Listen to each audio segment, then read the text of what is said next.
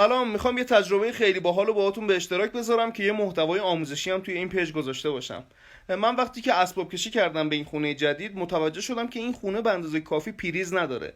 پس یه فکر بکر کردم و هر جایی که نیاز به پریز داشتم اونجا یه پریز گذاشتم.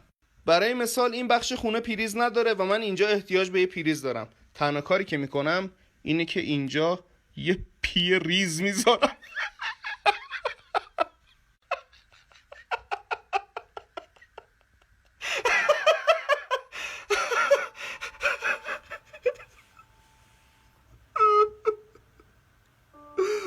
به راستی اگر درختان بدانند سالها تولید اکسیژنشان صرف بقا و رشد چنین موجود بینمکی شده، برگهایشان نمی ریزد؟